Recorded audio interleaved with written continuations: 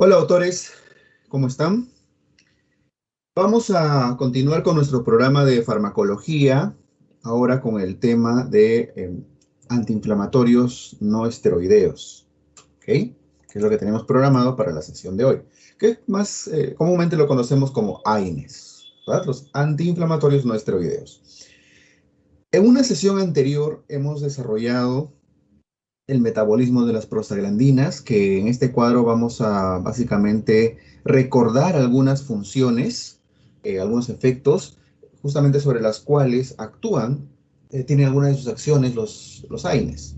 Recuerden que las prostaglandinas derivan del metabolismo del ácido araquidónico que forma la prostaglandina G, luego la prostaglandina H, y de ahí vienen la mayoría de prostaglandinas, según también la vía que vaya a seguir, ¿no? La vía del COX-1, la vía del COX-2.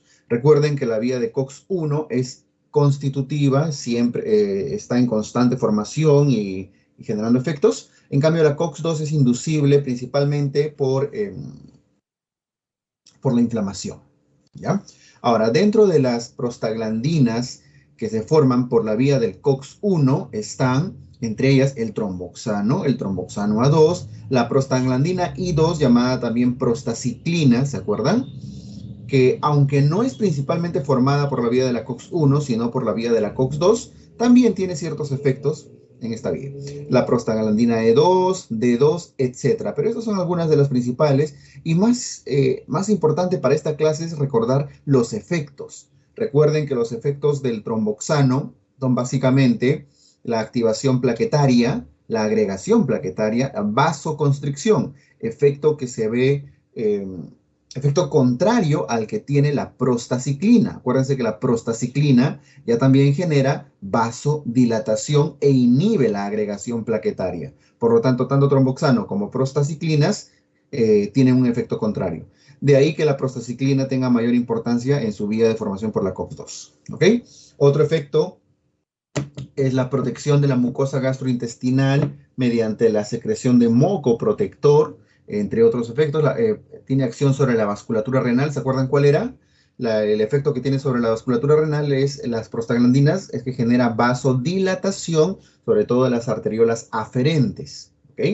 Por lo tanto, ya vamos viendo que cuando un AINE bloquea la formación de estas prostaglandinas, bloquea esta vasodilatación y por el contrario, ¿qué estaría generando? Vasoconstricción, disminuyendo la tasa de filtración glomerular, disminuyendo en general el flujo sanguíneo, el flujo plasmático renal, ¿no es cierto? Genera broncodilatación, por lo tanto, si bloqueamos las prostaglandinas, ¿qué vamos a generar? Broncoconstricción. De ahí que algunos de los efectos adversos que vamos a ver o contraindicaciones tiene que ver con el asma bronquial sobre todo. Y así, ¿verdad? Y por la vía de la COX-2, principalmente, que es inducible, básicamente hay un efecto protector cardiovascular, entre ellos sobre todo por la inhibición de la agregación plaquetaria. La vía de la COX-2, de alguna manera, al desarrollar prostaciclinas, genera una protección de desarrollo de trombos, ¿ok? Muy bien, entonces, dado que los AINES básicamente siguen estos caminos, inhibición de la COX-1, de la COX-2, recuerden que con la inhibición de la COX-1, esto lo hemos visto también al detalle en sesiones previas, se disminuye la síntesis de tromboxano, se disminuye la actividad plaquetaria, disminuye en general los flujos sanguíneos y plasmáticos renales, generando vasoconstricción, disminuye el flujo sanguíneo glomerular, la tasa de filtración glomerular. Por lo tanto, genera retención de líquidos, retención de agua.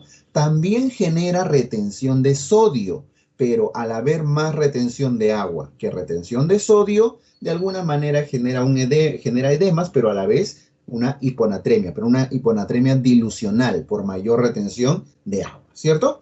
Bien, es importante que recuerden estos detalles. Hay disminución de síntesis de prostaciclinas y prostaglandina E2 en el tracto gastrointestinal y en general hay menor protección de la mucosa gástrica por menor secreción de moco y mayor secreción de ácido. Entonces recuerden que la inhibición de la COX-1 trae básicamente daños gastrointestinales y renales. En cambio, la inhibición selectiva de la COX-2, ¿ok? La inhibición selectiva de la COX-2 tiene un efecto contrario, porque al inhibir las prostaciclinas se genera mayor efecto del tromboxano. Por lo tanto, hay mayor activación plaquetaria, mayor vasoconstricción y eso genera mayor riesgo de trombosis. Y al haber más riesgo de trombosis, podemos generar mayor riesgo cardiovascular, más probabilidad de infartos, etcétera. ¿Ok? Y no solo eso, sino puede haber también mayor retención de sodio, agua, mayor edemas, agravamiento de insuficiencias renales, etcétera. Bien, esto es un recordaris de los efectos de la inhibición tanto de la COX-1 como la inhibición selectiva de la COX-2. Pasemos entonces ya al tema específico de AINES, de antiinflamatorios no esteroideos. Ahora, el nombre de AINES viene de qué? De antiinflamatorio. ¿Y por qué es no esteroideo? Porque la vía de los antiinflamatorios esteroideos actúan a otro nivel. Retrocedo un ratito a este gráfico. Recuerden que el ácido araquidónico proviene del metabolismo de los fosfolípidos de la membrana celular, ¿no es cierto? A través de la fosfolipasa, ¿cierto? Entonces, a este nivel actúan los corticoides. O sea, evitan la inflamación, pero en un nivel superior. En cambio, los AINES actúan a este nivel. Una vez que ya se formó el ácido araquidónico, evitan la formación de prostaglandinas. Pero ojo, si bien el nombre es antiinflamatorios, no es el único efecto que tienen los AINES. Los AINES tienen muchos efectos. Algunos de ellos son efectos positivos, otros son negativos y otros mixtos, tienen de ambos. Por ejemplo, esto es el más conocido, ¿no es cierto? Evitan la inflamación. Ahora, evitan la inflamación principalmente por inhibición de la COX-1 o de la COX-2. Acuérdense que las prostaglandinas que se desarrollan por inflamación son principalmente de la vía de la COX-2. Quiere decir que cuando queremos un efecto antiinflamatorio, tenemos que se prefiere inhibición de la COX-2. Ojo, eso no significa que inhibir la COX-1 no evite la inflamación. Al contrario, acuérdense que parte de la inflamación es también la vasodilatación, ¿no es cierto? ¿Para qué? Para la migración de los neutrófilos. Esto lo han visto en su capítulo de histología, fisiología, en patología, cuando han hecho inflamación aguda. Entonces, la inflamación no es solamente la liberación, la generación de prostaglandinas, tiene todo un proceso fisiopatológico en el cual intervienen quimiotaxis neutrofílicas, vasodilatación, etc. Entonces, si bien los fármacos antiinflamatorios usualmente son los que están más relacionados a la COX-2, inhibir la COX-1 también puede generar antiinflamación. ¿Ok? Eso lo vamos a ir viendo poco a poco, pero es un concepto importante que tienen que tener. ¿Qué más? Los AINES tienen efectos analgésicos. ¿Por qué? Porque los receptores periféricos del dolor son estimulados también por prostaglandinas. Hay receptores centrales y receptores periféricos dentro de la fisiología del dolor, ¿cierto? Pero usualmente los procesos inflamatorios, en general las noxas, las alteraciones mecánicas, estimulan receptores periféricos vía prostaglandinas. Entonces, al inhibir prostaglandinas, también estamos aliviando el dolor. Antipirético, esto es uno de las causas más, de los efectos más comúnmente usados, ¿no? Evitan la fiebre. ¿Por qué? Acuérdense que dentro de la fisiología de la fisiopatología de la fiebre, usualmente las interleuquinas 1, principalmente la 1, y la interleuquina 6, entre otros, estimulan al hipotálamo. Y al estimular al hipotálamo, que generan prostaglandinas. ¿Qué prostaglandina? La prostaglandina E2 principalmente. Y esa prostaglandina es la que desencadena los procesos febriles. ¿Ok? Entonces, dentro de la fisiopatología de la fiebre están involucrados también las prostaglandinas. Al inhibir prostaglandinas, se reduce la temperatura. Antiagregantes plaquetarios. Uno de los antiagregantes plaquetarios más conocidos es la aspirina, ¿cierto? La aspirina. ¿Y de qué manera? Acuérdense, acá habíamos puesto un... Eso acá un ratito. ¿Cómo es que evitan la agregación plaquetaria, que forma parte de la coagulación, inhibiendo al tromboxano? Entonces, la aspirina, que es el nombre comercial, el ácido acetil salicílico, que es el nombre genérico, inhibe al tromboxano o evita la formación de tromboxano A2, inhibiendo la agregación, la activación plaquetaria. ¿Ok? Entonces funcionan como antiagregantes plaquetarios. Esto puede ser bueno o puede ser malo. ¿A qué me refiero? El antiagregante plaquetario más conocido, más usado, es el ácido acetil salicílico. ¿Ok? Entonces, en personas que tienen riesgo cardiovascular, riesgo de desarrollar infartos, por ejemplo, de desarrollar placas ateromatosas en vasos coronarios, en vasos cerebrales, etcétera, se suele dar dosis bajas de ácido acetilsalicílico, 81 miligramos, etcétera, para justamente evitar esta agregación plaquetaria, para evitar que se formen trombos. ¿Y cómo es que se forma esta antiagregación plaquetaria? Aquí tenemos un pequeño esquema al costadito. La aspirina, que es el ácido acetil salicílico, esta es su fórmula molecular, lo que no viene tanto al caso, pero el detalle es que la aspirina o ácido acetil salicílico acetila los residuos de serina de la COX-1. Es decir, y de esta manera lo inhibe. ¿Ok? Ahora, se introduce dentro de la plaqueta y evita la agregación plaquetaria, acetilando los residuos de serina. Pero esta inhibición, esta antiagregación plaquetaria, ¿es reversible o irreversible? Es irreversible. Por lo tanto, esta plaqueta no va a generar agregación plaquetaria, no se va a activar mientras el ácido acetilsalicílico no va a dejar de actuar sino hasta que la plaqueta se muera, desaparezca. ¿Ok? ¿Y cuánto es el tiempo de vida media de una plaqueta? Es aproximadamente entre 7 a 10 días.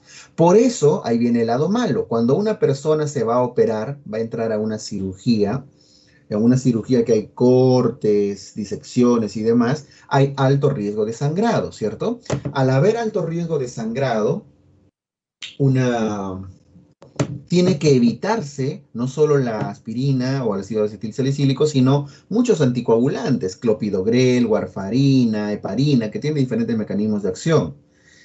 ¿Y cuánto tiempo antes de una cirugía una persona debería dejar de tomar su aspirina, que está tomando probablemente como efecto protector por riesgo cardiovascular? En promedio 7 a 10 días antes, mínimo 7 días, porque es el tiempo en el cual estas plaquetas tienen dentro al ácido acetilsalicílico y no se van a activar y no va a haber coagulación. ¿Ok? Entonces, evitarse en cirugías. Por lo tanto, puedes tener, este efecto puede ser bueno porque se usa en riesgo cardiovascular, cuando hay riesgo cardiovascular, y puede ser malo porque evita una adecuada formación de trombos, que es parte de la cascada de coagulación, parte de la hemostasia, perdón, eh, previo a una cirugía. ¿Ok? Bien, entonces lo usamos como antiinflamatorio, para aliviar el dolor, para bajar la temperatura, como antiagregante plaquetario, lo usamos como úrico súrico. ¿Qué significa úrico súrico? Que elimina el ácido úrico. Elimina el ácido úrico. Y el ácido úrico ustedes, no sé si lo han visto, si lo recuerdan, en qué patología está asociada. En gota, por ejemplo, ¿no? Que hay depósito de cristales de ácido úrico en las articulaciones y se generan dolor, deformaciones y dolor. Entonces, los AINES ayudan a eliminar el ácido úrico, pero a altas dosis. Y nuevamente, aquí tenemos un pequeño problema. Uno de los fármacos que más ayuda, que más estimula o aumenta la eliminación de ácido úrico, la excreción, que es más apropiado decir, la excreción de ácido úrico es el ácido acetilsalicílico, la aspirina. ¿Ok? La aspirina a altas dosis puede estimula la excreción de ácido úrico, pero a bajas dosis, el ácido acetilsalicílico estimula la formación de más ácido úrico. Entonces, si lo damos a bajas dosis, se forma más ácido úrico y esto empeora la gota. En cambio, si lo damos a altas dosis, participa en la excreción, estimula la excreción. ¿Ok? Muy bien. Entonces vemos cómo un fármaco puede tener a diferentes dosis efectos beneficiosos o dañinos en la misma patología. Induce la apoptosis. Este es todavía un efecto que está en constante estudio todavía. Los AINES estimulan la muerte celular programada, estimulan los procesos apoptóticos. Entonces, ¿a quiénes se les indica usualmente AINES? A los pacientes que tienen riesgo de cáncer, sobre todo cáncer de colon. Acuérdense, deben saber que dentro de la historia del cáncer, de la historia natural del cáncer de colon, el cáncer de colon proviene ¿de qué? De un adenoma, de un pólipo adenomatoso. Estos pólipos adenomatosos sufren cambios histológicos que pueden convertirse posteriormente ya en un cáncer. Entonces, en este proceso, para evitar que los pólipos se conviertan en cáncer, o por lo menos para disminuir el riesgo en personas portadoras, en personas de alto riesgo, los AINES son una buena elección. Pero AINES a altas dosis, se está probando aspirina 600 miligramos por día, etcétera, que es mucho más de lo que usamos como protector cardiovascular. ¿Ok? Muy bien. Podemos enumerar algunos efectos más. Podemos enumerar dentro de efectos benignos, farmacológicos benignos, podemos, por ejemplo, poner relajantes del músculo liso. Entonces, en algunas patologías, por ejemplo, en el cólico vesicular, en el cual el músculo liso de la vesícula se contrae, podemos usar AINES. Es más, de hecho, son los fármacos de primera línea, como el ketorolaco, el mismo ibuprofeno, porque relajan la musculatura lisa y con esto se disminuye el dolor, al disminuir la contractura, el retortijón de la víscera. ¿Ok? Entonces, si bien el nombre viene de AINES, no es solamente un antiinflamatorio. Vemos innumerables efectos y hay muchos más, algunos de ellos dañinos incluso, propios de estos fármacos. Vamos a incluir en esta revisión al paracetamol. El paracetamol para muchos no lo consideran un AINE, en sí un antiinflamatorio no esteroideo, porque el paracetamol básicamente no tiene un importante efecto antiinflamatorio. No es un antiinflamatorio, es principalmente un analgésico. ¿Okay? Es principalmente analgésico y no tiene muchos de los demás efectos. Pero dado que no forma parte del otro grupo de fármacos de acción central como los opioides, se va a incluir dentro de esta sesión, pero considerando la salvedad que muchos no lo incluyen dentro de esta familia. ¿Está bien? Listo. Ahora, ¿cómo clasificamos a los AINES? Hay muchas formas de clasificarlos. Podemos clasificarlos según su composición química, según su potencia analgésica, según su potencia antiinflamatoria, etc. Vemos que según su composición química, hay dos grandes grupos, los AINES ácidos y los no ácidos, o se pueden decir básicos, ¿cierto? Ácidos o básicos. Bien. Dentro de los ácidos, que son la mayoría, están los salicilatos, como el ácido acetilsalicílico. Creo que es claro, o sea, que la aspirina es un fármaco ácido, ¿no es cierto? Está el ácido los derivados del ácido acético, dentro de los cuales predominan el diclofenaco, el ketorolaco, la indometacina, que son algunos de los fármacos más usados. Los derivados del ácido propiónico. Y el ácido propiónico, ¿qué les da? Ibuprofeno, ketoprofeno, naproxeno, nabutemona, etc. Algunos de estos, como la nabutemona, no se usan en nuestro medio. Los oxicams, como el piroxicam, tenoxicam, meloxicam, etc. Los coxips, como el celecoxib, parecoxib, rofecoxib. La mayoría tienen una tendencia de pH más hacia la acidez. Y están los no ácidos, derivados de las anilinas, como el paracetamol, y derivados de las pirazolonas, como el metamizol. ¿Ok? Es fácil recordar que la aspirina es un fármaco ácido, porque de ahí viene el nombre, ¿no? Ácido acetil salicílico. En este cuadrito de la derecha estamos viendo una escala de acidez y cuáles son los fármacos más ácidos. A la izquierda, voy a poner acá una leyenda. Acá hacia la izquierda se encuentran los fármacos ácidos y acá a la derecha los AINES básicos. Vean que estamos incluyendo al paracetamol a pesar de no ser un fármaco AINE por excelencia, ¿ya? El ácido acetil salicílico es el fármaco más ácido de todos. Por lo tanto, vamos a sacar alguna deducción clínica acá. ¿Qué pasa si nosotros tenemos una intoxicación por aspirina? ¿No? Y alguien se tomó, sí dijo, me duele, no soporto este dolor, y se toma una bomba de ácido acetil salicílico. ¿Qué va a pasar? Eh, Nos genera una acidosis metabólica, ¿ok? Y tanto la acidosis metabólica como el mismo efecto de ácido de la aspirina estimulan el bulbo raquídeo. Ojo, acetil, el ácido acetil salicílico, lo voy a escribir acá. El ácido acetil salicílico estimula el bulbo raquídeo. Y al estimular el bulbo raquídeo, ¿qué genera? Hiperventilación.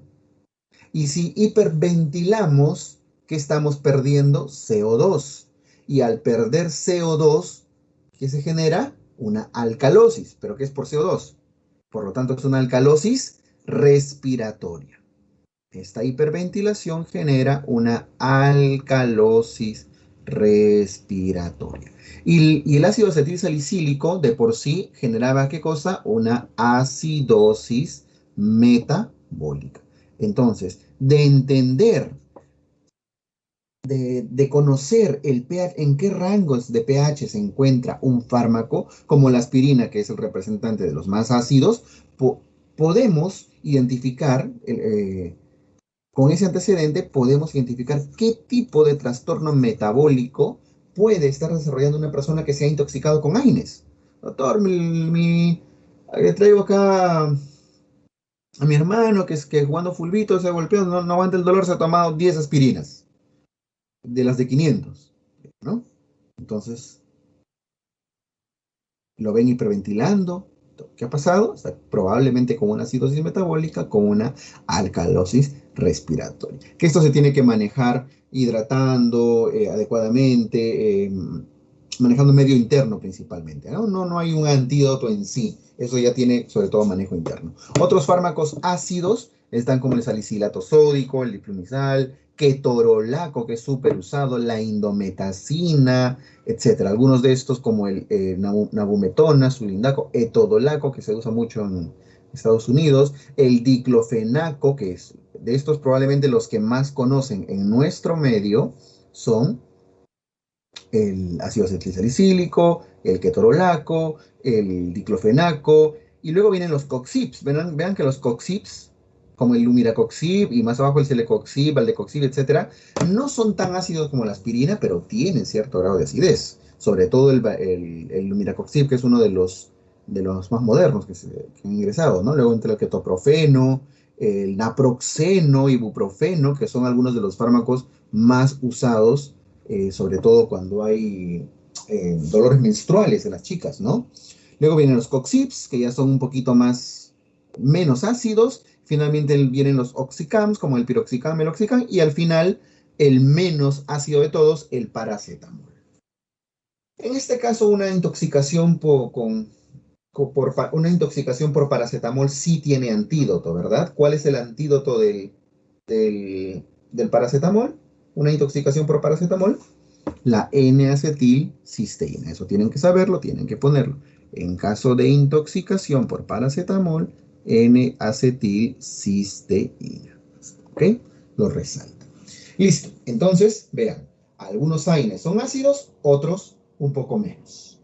El más ácido de todos, el ácido acetil salicílico aspirina. Y de ahí viene el nombre, ¿no? Ácidos salicílicos, ácidos acéticos, ácidos propiónicos, ácidos fenámicos. De ahí viene un fármaco muy conocido por las chicas también, que lo usan en dolores menstruales, el famoso Tanston, ¿no? Que es un derivado del ácido mefenámico. El famoso Tanston. No lo confundan con el Ponstan, que es naproxeno, ¿no? Muy bien. Entonces, esto es la clasificación según la composición química. Luego viene según su selectividad COX. Un fármaco puede ser no selectivo o selectivo de la COX-2. Aquí voy a retroceder un poquito porque quiero que entiendan bien el lenguaje, porque se equivocan bastante a veces. No es que hayan fármacos selectivos de la COX-1 y otros que sean selectivos de la COX-2. No. Existen fármacos no selectivos que bloquean todo, tanto COX-1 como COX-2, y existen simplemente los fármacos selectivos, que tácitamente deben asumir que se refieren a la COX, selectivos de la COX-2. Entonces, o bien inhiben ambos no selectivos, o bien inhiben solo a la COX-2. En este caso es selectivo. ¿Ok? Muy bien, aquí los presentamos. Dentro de los fármacos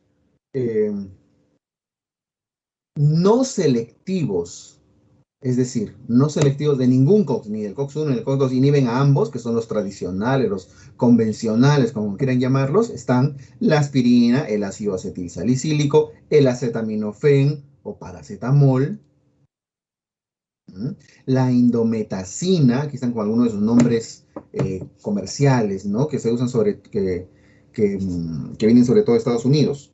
En nuestra región usualmente tienen otros nombres. El ibuprofeno, el naproxeno, que viene como Pronax, como Ponstan, etc. El diclofenaco, muy conocido, que viene como Voltaren.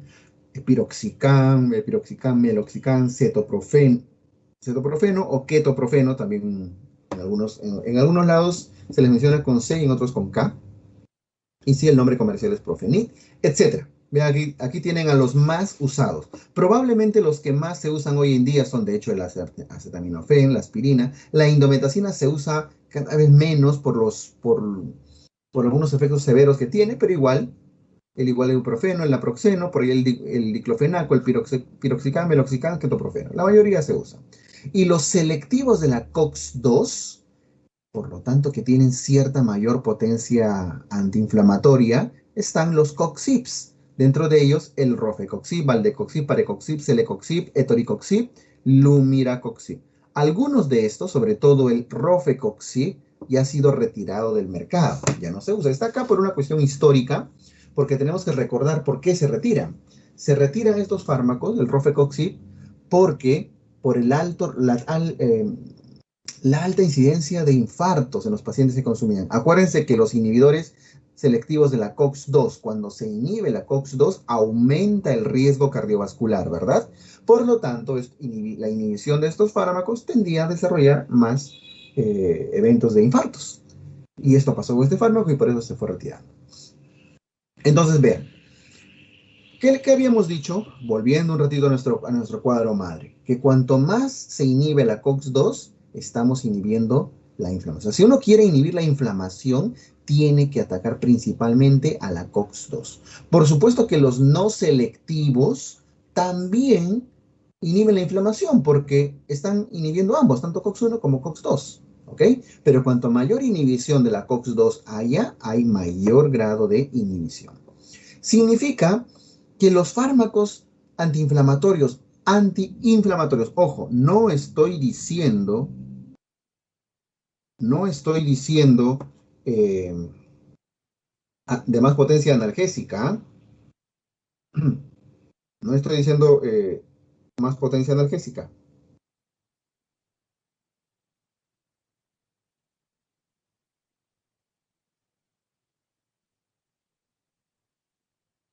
sino más potencia antiinflamatoria. Cuanto más cerca esté de los COX-2, mayor potencia antiinflamatoria.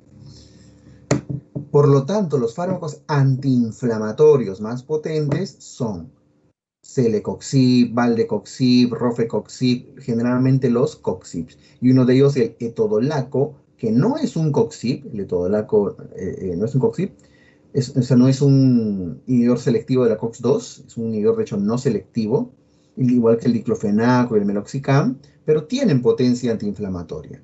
Pero hay un fármaco de estos, ojo, quiero que tengan cuidado con esto, no significa que si les está doliendo, si les duele algo porque se han golpeado, se van a tomar de frente un celecoxib, porque ustedes en ese caso están buscando analgesia, ¿cierto? Que no les duela, no que no se inflame. Ojo que los conceptos son distintos, si bien pueden llegar a ser paralelos. Entonces, si buscamos potencia antiinflamatoria, debemos preferir inhibir la COX-2. Sin embargo, entre estos fármacos que están más arriba, que tienen menos selectividad por la COX-2, están el ketorolaco, el ketoprofeno, la indometacina, el naproxeno mismo, etc. Hay uno de ellos que es uno de los antiinflamatorios más potentes, y lo voy a resaltar, la indometacina.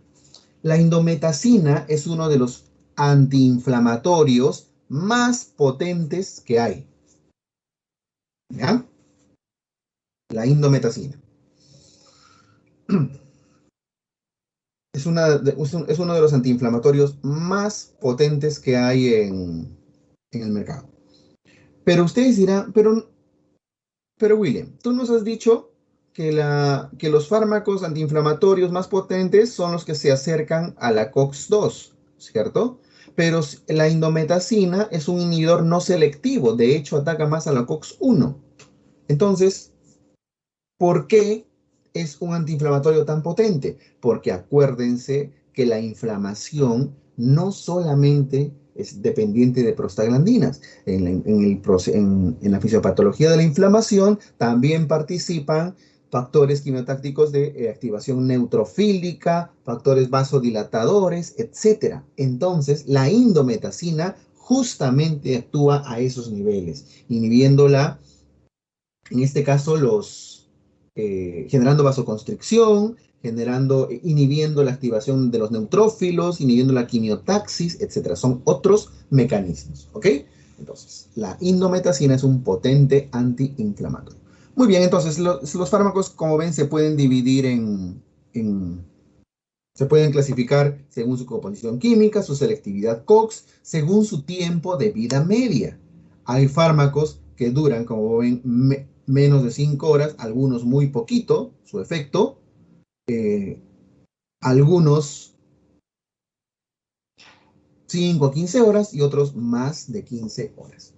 Si nosotros queremos un efecto eh, potente y corto, probablemente vamos a usar los fármacos que están a la izquierda, ¿cierto? Estos de acá, que por supuesto vienen a ser estos de acá. Pero si queremos un efecto probablemente un poco más, menos potente, pero más duradero, para algo más crónico, elegimos los fármacos que están acá, de efecto más prolongado. Pero tengan un concepto, no significa que cuanto más dure es mejor, porque un AINE, cuanto dura más, y en general cualquier fármaco, ustedes dirán, tiene más efectos, sí, pero también tiene más efectos adversos, ¿ok? ¿Y cuáles son los efectos de los efectos adversos? Ya los hemos visto. Sangrados gastrointestinales, daños renales, daños cardiovasculares, etcétera. Sobre todo en el caso de los no selectivos, el daño gastrointestinal y el daño renal. Entonces, si nosotros queremos un efecto potente de corta duración y evitar efectos adversos, usemos estos de acá, los del lado izquierdo. Queremos un efecto prolongado. Por ejemplo, un paciente con un dolor, ahorita tiene un dolor, probablemente una migraña, una cefalea, un dolor por un golpe, etcétera, usamos estos, ¿verdad? ¿Por qué usaríamos un piroxicam, un fármaco de 15 horas de duración, de 60 horas de duración? Puede llegar a durar días, con el riesgo de desarrollar efectos adversos, sangrados gastrointestinales, hemorragias. Pero si, por ejemplo, se trata de un anciano o una persona con osteoartritis, que es un proceso inflamatorio que lo tiene crónico y ustedes necesitan mantener el efecto, aunque no sea muy potente, pero de forma prolongada, probablemente sí van a usar fármacos de esta zona intermedia o de este lado de acá, ¿no? Por eso usamos Celecoxib, a veces Piroxicam, Meloxicam, etcétera. Bien. ¿Y cuáles son los que duran menos? El diclofenaco, el ketoprofeno, el mismo paracetamol, etcétera. Por lo tanto, si ustedes desean un buen efecto analgésico antiinflamatorio de corta duración, con un diclofenaco, un ibuprofeno, un paracetamol, acetaminofén, está perfecto. Por eso suelen ser los de primera línea, ¿no es cierto? Para dolores leves, leves a moderados, etcétera. Pero si quieren efectos más prolongados, se van hacia los coxips o los oxicanos, meloxicam, piroxicam. Pero tengan en cuenta que si bien duran más, también va a tener más oportunidad y más tiempo de desarrollar efectos adversos. ¿Ok? Según su potencia antiinflamatoria, ¿cuáles son más potentes? No, ojo que aquí se clasifican solo según potencia antiinflamatoria, no según potencia analgésica, porque ningún AINE sirve para dolores severos. Dentro del manejo de la escala del dolor, los AINES están solamente dentro del manejo del dolor leve. Por eso todos son analgésicos y ya ni siquiera dice leve, moderado o severo, simplemente analgésicos, porque son para dolor leve. Pero insignificante antiinflamatorio. O sea, sirve para el dolor, pero no sirve como antiinflamatorio. A la cabeza, el paracetamol, el acetaminofén. Por eso lo usamos más como analgésico y como antipirético. Punto, ¿no es cierto? Analgésicos y antiinflamatorios moderados. Aquí está la mayoría. Están el ibuprofeno, el ketorolaco, el diclofenaco, el ácido mefenámico que les decía, el famoso Tanston, etc. La mayoría están acá, incluyendo el naproxeno, etc. Y si quieren antiinflamación potente, ahí entramos ya a los salicilatos, la aspirina, el ácido acetil salicílico. No tiene más potencia analgésica que el paracetamol o cualquiera de estos, pero sí sirve para la inflamación, ¿ya? La dipirona, que también sirve para bajar la fiebre, ¿no? El etodolaco, la indometacina. Y aquí voy a resaltar la indometacina, que es uno de los más potentes, ¿ok? Pero a la vez que es uno de los más potentes, también puede generar mayores efectos adversos. ¿Y dónde está la indometacina acá? Acá está. ¿No? Afortunadamente tiene poca duración, pero sí es muy potente. ¿Está bien? Listo. Entonces, como ven, hay muchas formas de clasificar a los AINES. Composición química, selectividad COX, tiempo de vida media, potencia antiinflamatoria, etc. Ahora, dentro de la farmacocinética, algunos datos puntuales. La absorción, estamos hablando de la absorción por vía oral, ¿no? De los AINES es completa, es buena.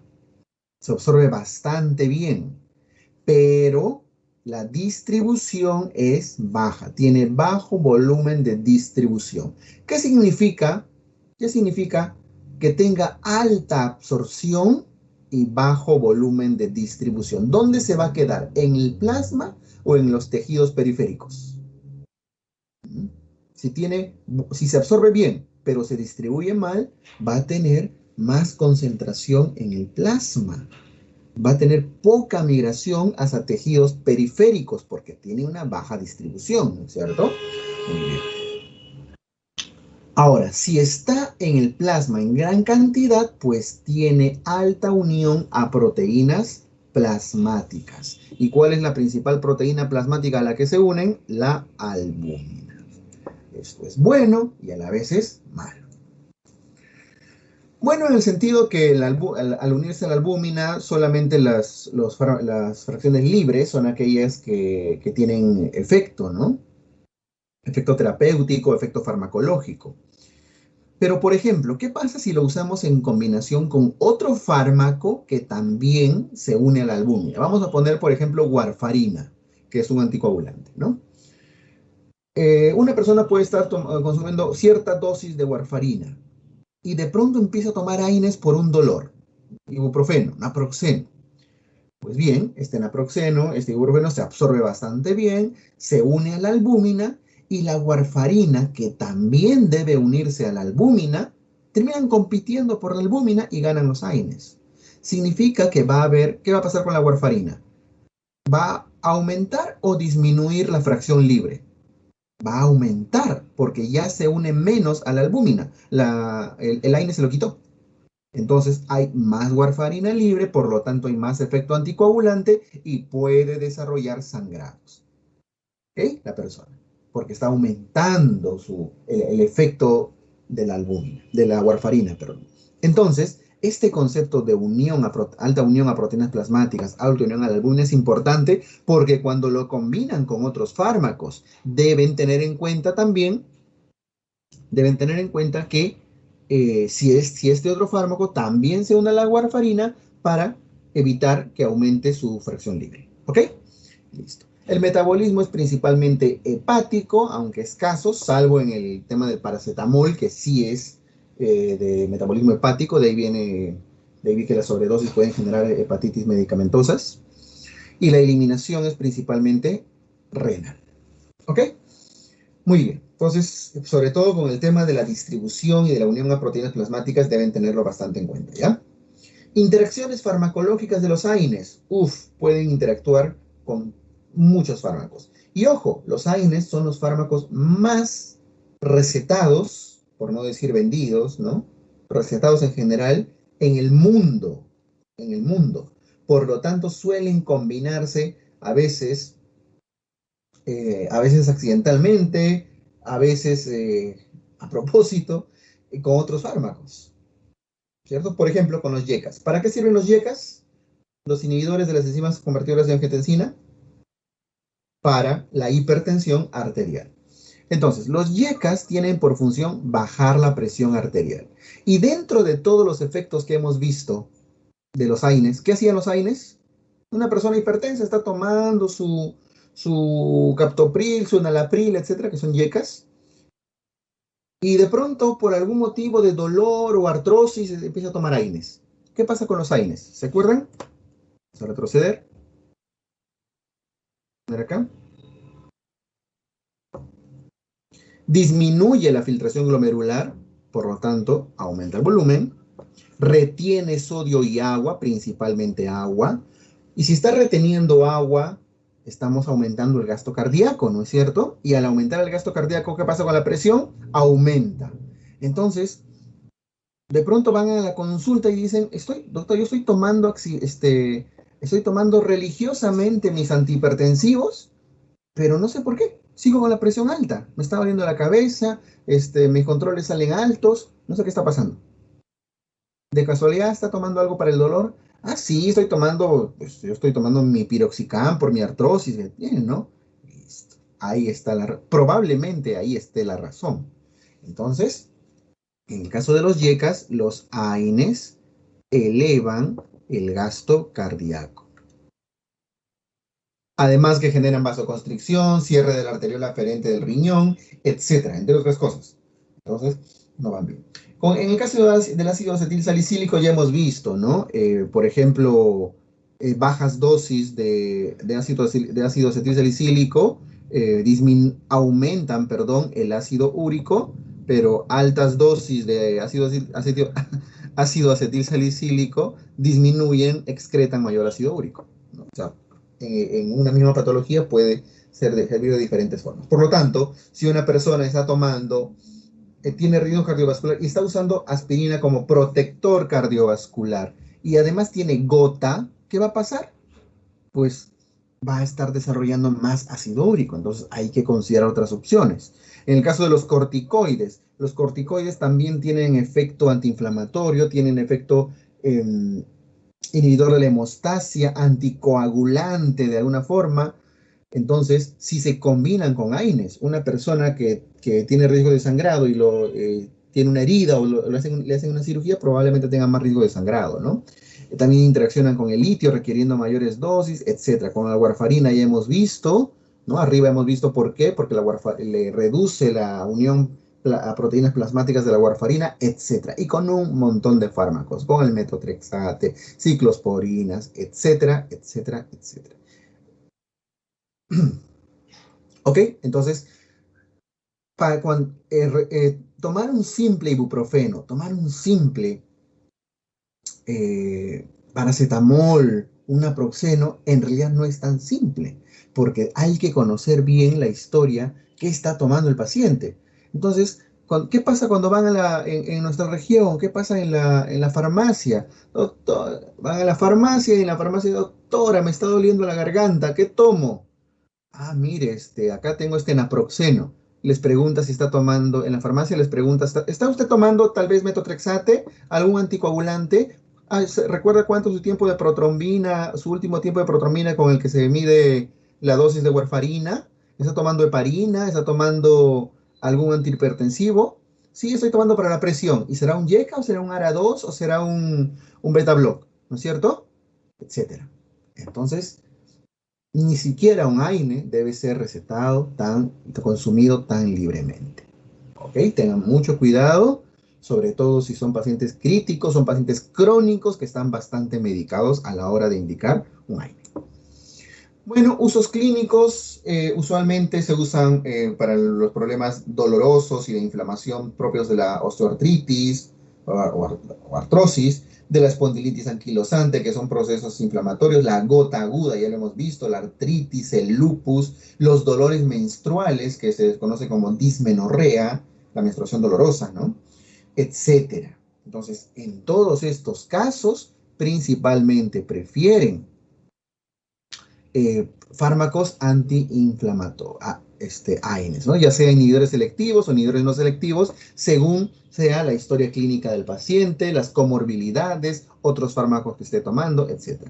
Si tienen eventos cardiovasculares, cáncer de colon, preeclampsia, etc., usualmente el ácido acetilsalicílico es uno de los fármacos más usados. Bueno, como protector cardiovascular, como inhibidor de la apoptosis, estimulador de la apoptosis, perdón, eh, evitando el desarrollo de cáncer, de la conversión de pólipos a lesiones neoplásicas. En preeclampsia también se suele usar en ciertas guías ácido acetilsalicílico en personas en gestantes de alto riesgo, etcétera, etcétera, etcétera, etcétera.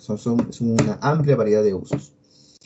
El, a diferencia de los opiáceos, los AINES tienen una acción preferentemente periférica, a diferencia de los opiáceos, que va a ser tema de otra sesión, que tienen una acción principalmente central. Los AINES tienen una eficacia analgésica leve a moderada, mientras los opiáceos son de acción intensa. Por lo tanto, para dolor severo no se usa AINES, principalmente en cefaleas, mialgias, en artralgias, dolores leves a moderados.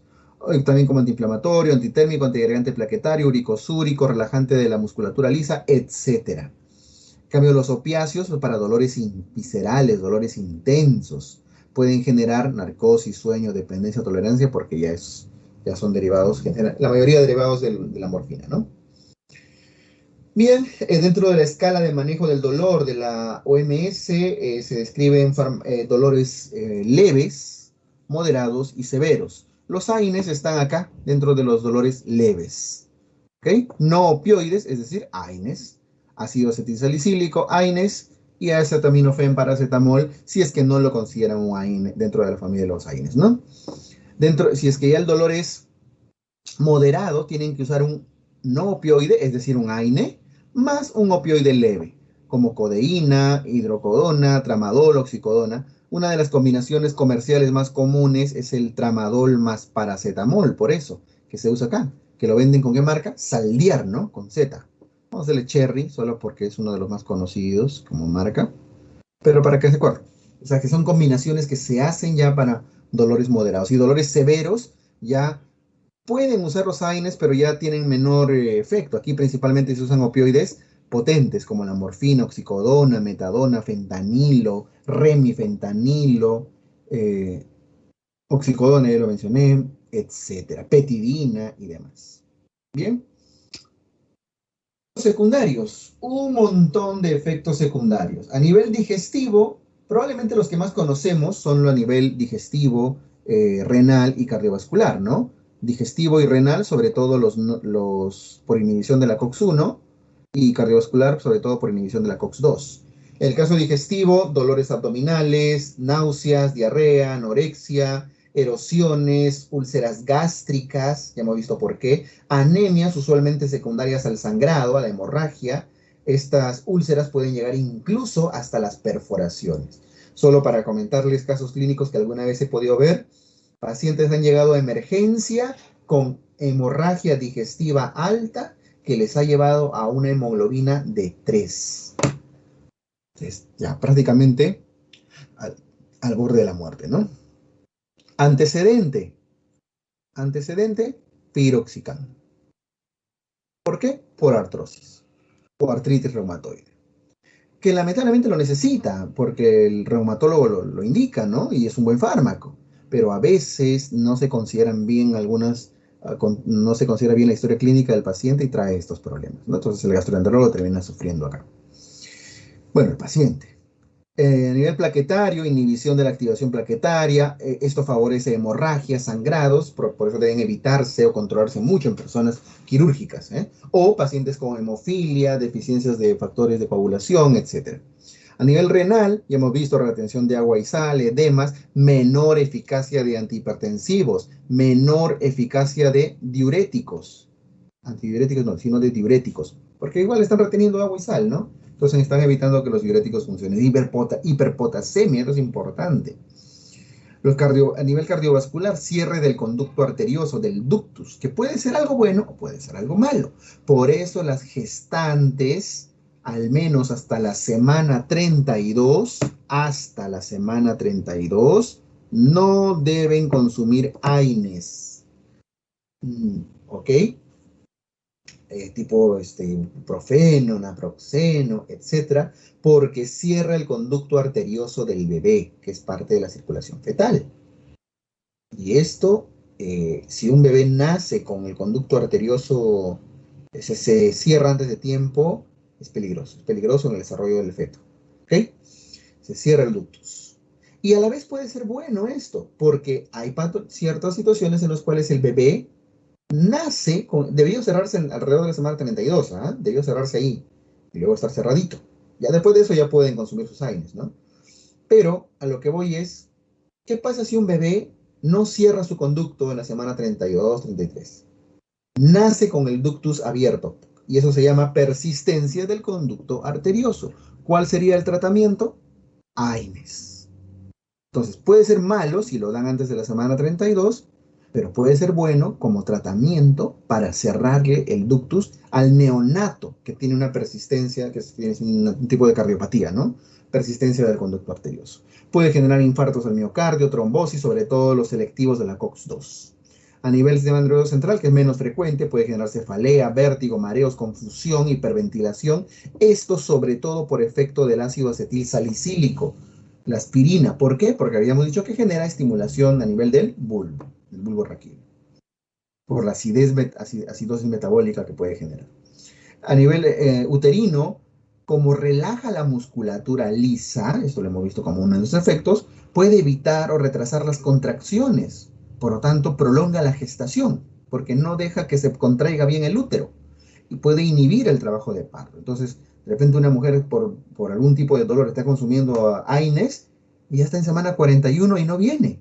Entonces, hay que estudiar bien esto.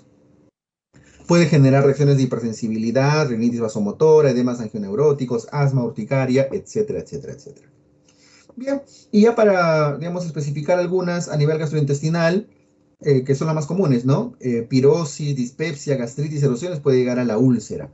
Y el objetivo de este cuadrito es, hay algunos que tienen baja toxicidad y hay algunos que tienen alta toxicidad. ¿Cuáles son los que tienen menor gastrotoxicidad, gastrolesividad, menor daño gástrico? El ibuprofeno, el diclofenaco, sobre todo de los no selectivos, y todos los inhibidores selectivos de la COX-2. Pero si no pueden por algún motivo usar un inhibidor selectivo de la COX-2, ibuprofeno y diclofenaco, en una persona que tenga riesgo de desarrollar úlceras. Moderada toxicidad, aspirina, naproxeno, indometacina. Y alta toxicidad, ¿se acuerdan que les conté el caso clínico? Un paciente que llegó a emergencia con hemoglobina de 3, consume piroxicam. Una úlcera péptica sangrante que lo llevó a emergencia a 3 de la mañana. Ketoprofeno, piroxicam, ketorolaco, ¿no? Mucho cuidado con estos fármacos. Son los que más gastritis, más dispepsia les va a generar. ¿Está bien?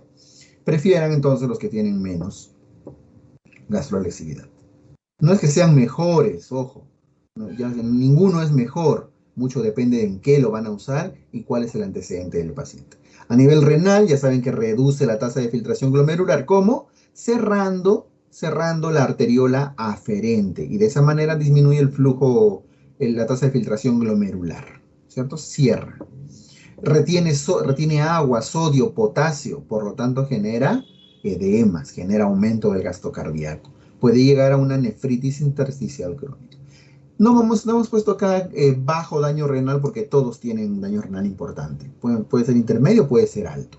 La aspirina, ibuprofeno, naproxeno, diclofenaco, piroxicam, meloxicam está dentro de los intermedios y dentro de los altos, la indometacina, fenoprofeno, feno desde acá, fenilbutazona, etcétera. Pero sobre todo la indometacina acá ya viene a ser peligrosa, ¿no? Muy bien, el ibuprofeno, el diclofenaco están dentro de los más, naproxeno, dentro de los más seguros a nivel renal y a nivel gastrointestinal, ¿no? Bueno, finalmente, si pueden tomar un paracetamol para un dolor, es mejor.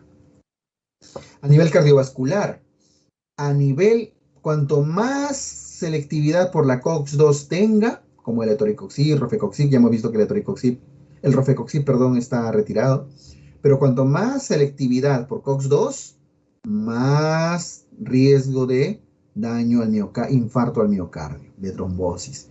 Y cuanto menos selectividad a la COX-2, más se acerca a la COX-1, menos daño cardíaco, pero aumenta ¿qué cosa? Las úlceras, lesiones gastrointestinales, hemorragias, lesiones renales. ¿Ok? Muy bien, doctores. Entonces, con eso hemos hecho una revisión, creo que amplia de la farmacología de los AINES. Finalmente, para concluir esto, ¿cuál es mejor? ¿Con qué cuadrito lo ponemos? Con este de acá, que es la madre de todos. Con este cuadro, regresamos a este cuadro y con eso terminamos. ¿Cuál es mejor? ¿Los no selectivos o los selectivos? ¿Los ácidos o los básicos? ¿Los de corta duración o los de más duración? ¿Los de más potencia o los de menos potencia? ¿Cuál es mejor? Pues depende para qué lo uso, cuál es el uso clínico para el que estoy indicándolo versus los antecedentes del paciente, la historia clínica. Tienen que balancear en quién lo van a usar y para qué lo van a usar. Y por cuánto tiempo lo van a usar. ¿Ok? Si manejan bien eso, cuáles son los efectos a nivel de bloqueo de prostaglandinas, van a poder usar y elegir bien sus áreas. Bien, doctores, con eso terminamos esta sesión. Espero que les haya servido. Nos vemos en la siguiente clase.